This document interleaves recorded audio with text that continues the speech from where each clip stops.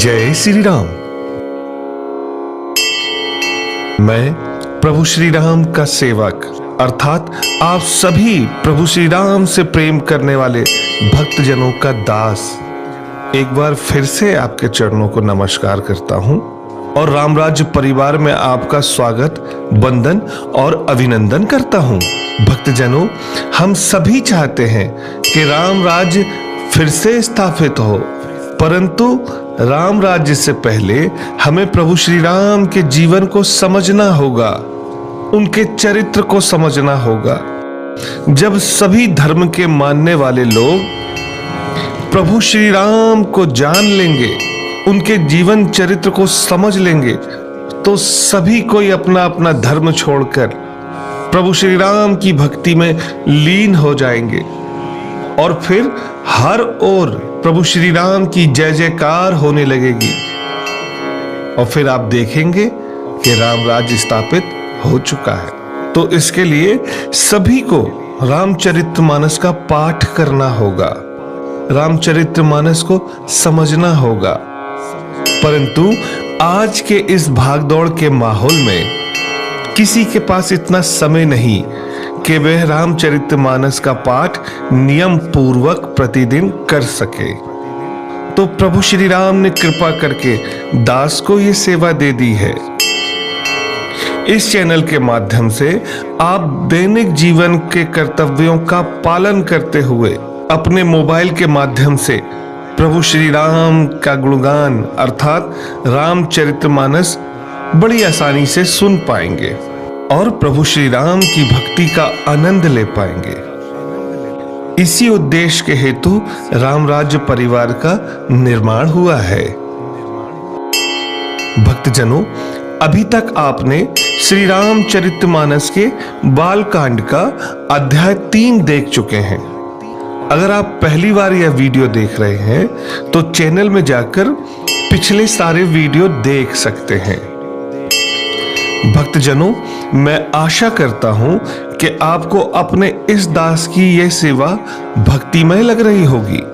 अगर आपको अपने इस दास की सेवा में श्रद्धा का एहसास हो रहा हो और भक्ति का आनंद आ रहा हो तो रामराज्य परिवार से जुड़िए, चैनल को सब्सक्राइब कीजिए और अपने बच्चों, दोस्तों और रिश्तेदारों को भी प्रभु श्री राम के इस प्यारे से परिवार के बारे में जानकारी दें। मैं आपका आभारी रहूंगा और अगर आप ऐसा करेंगे तो मैं गारंटी देता हूं आप पर प्रभु श्री राम की और हनुमान जी की सदा कृपा रहेगी, क्योंकि जो प्रभु श्री राम का गुणगान करते हैं उन पर प्रभु श्री राम की और हनुमान जी की हमेशा कृपा बनी रहती है। क्योंकि जो प्रभु श्री राम का गुणगान करते हैं उन पर तो प्रभु श्री राम और हनुमान जी की कृपा होती ही होती है। और अगर आपको चैनल सब्सक्राइब करने में जरा सा भी कष्ट हो तो फिर आप यह कष्ट भी मत उठाइएगा, इसका भार भी आप प्रभु श्री राम को सौंप दीजिएगा और आप सिर्फ प्रभु श्री राम की कथा में जो भक्ति रस है उसका आनंद उठाते रहिए। तो भक्तजनों, आइए हम श्री रामचरितमानस के बाल कांड के 4थे अध्याय का शुभारंभ करते हैं। आप जब भी जहां भी यह वीडियो देख रहे हैं उसी स्थान पर बिना शर्माए जोर से जयकारा लगाइए। सियावर रामचंद्र की जय, पवन सुत हनुमान की जय, हर हर महादेव की जय।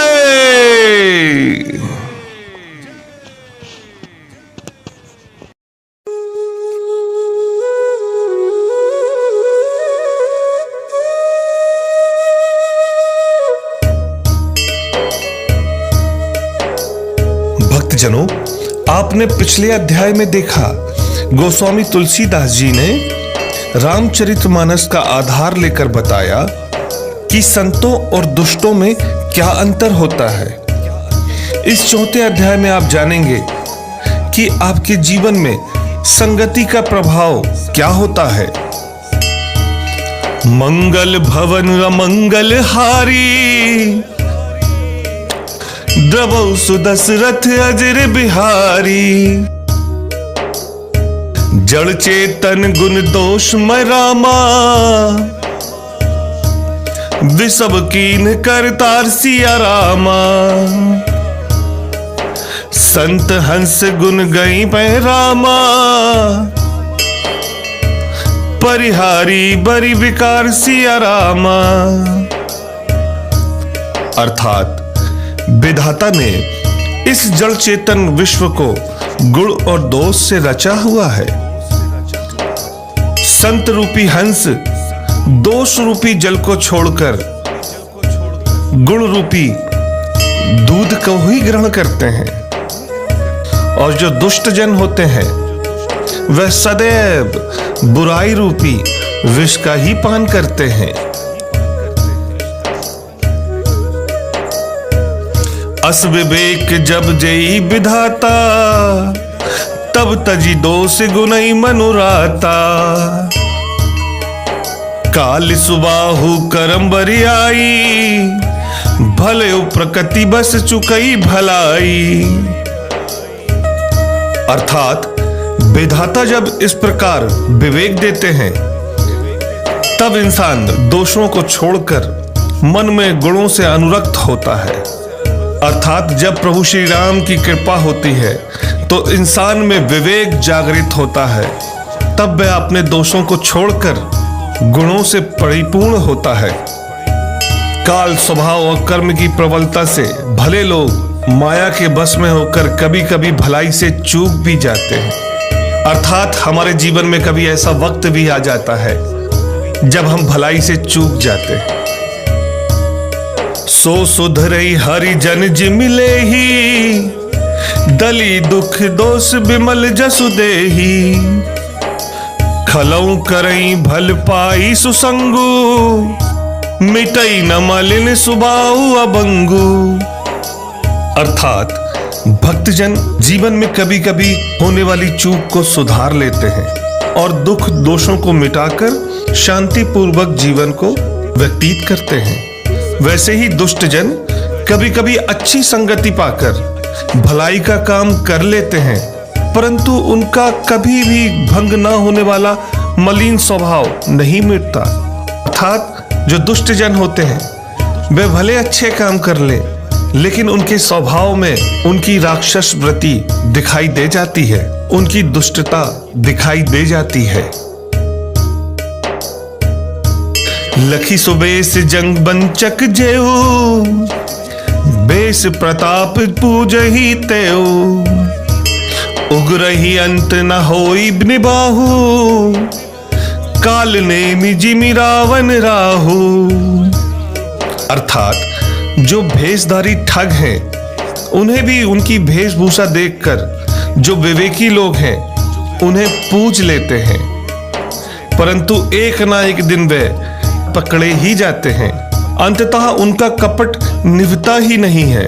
उनका हाल रावण, राहु और कालनेमी जैसे हो जाता है।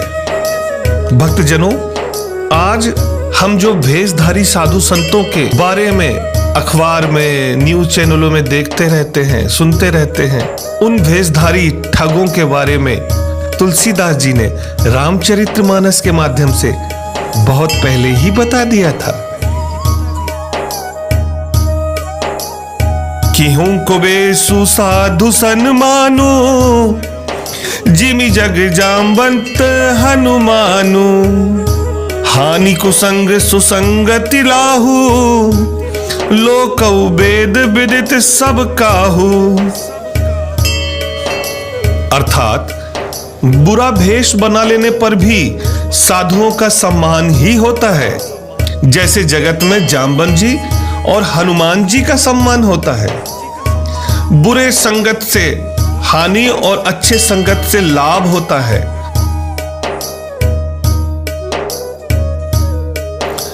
गगन चढ़ई रज पवन प्रसंगा, कीचई मिलई नीच जल संगा। साधु असाधु सदन सुख सारी, सुमरहि राम देहि गनिगारी। अर्थात पवन के संग से धूल आकाश पर चढ़ जाती है और वही धूल नाली का संग पाकर कीचड़ बन जाती है। कितनी अच्छी बात तुलसीदास जी रामचरितमानस के माध्यम से समझा रहे हैं कि कोई पैरों की धूल अगर हवा का संग पा ले तो वो आकाश में चढ़ जाती है, परंतु वही धूल अगर किसी नाली में चली जाए तो फिर कीचड़ बन जाती है। साधु के घर के तोता मैना भी राम राम जपते हैं और दुष्ट के घर के तोता मैना गिन गिन कर गालियां देते हैं। कितनी अच्छी बात रामचरितमानस में लिखी हुई है। इस चौपाई के सार से एक बात याद आ गई, आपके चरणों में रख रहा हूं, ध्यान से सुनिए। एक चाचा थे जो शराब पीते थे और शराब पीने के बाद आदमी जो करता है वो वही करते थे। घर में बहुत गालियां बकते थे और उनकी गालियों को तोते ने रट लिया और फिर तोता भी गाली बकने लगा। अब जो भी घर में आता तोता गालियां बकता। तोते की इस बुरी आदत से चाची बड़ा ही दुखी थी। तो चाची के किसी रिश्तेदार जो बहुत सज्जन थे, उनके घर के तोते सीताराम सीताराम बोलते थे। तो चाची ने उनसे कहा कि मेरा तोता जो है गालियां बकता है, आप एक काम कीजिए, मेरे तोते को अपने घर में रख लीजिए, कुछ दिन इन तोतों के संगत में रहेगा तो वो भी सीताराम बोलने लगेगा। तो उनके रिश्तेदारों ने सहजता से बोल दिया ठीक है लाइए। फिर चाची ने अपने तोते को उनके घर पे छोड़ दिया और 3 दिन के बाद चाची के रिश्तेदारों ने वो तोता उनके घर पे लाके दे दिया कि ये पकड़ो अपना तोता। इस तोते की वजह से जो हमारे तोते सीताराम सीताराम कहते थे अब वो भी गालियां बकने लगे हैं। तो बात हंसने वाली भी है परंतु समझने वाली है कि बुरे जन का संग पाकर साधु जन भी दुष्ट ही हो जाते हैं। और यह रामचरितमानस ने वर्षों पहले हमें बता ही दिया है, परंतु हम कभी पढ़ते नहीं थे, कभी सुनते नहीं थे।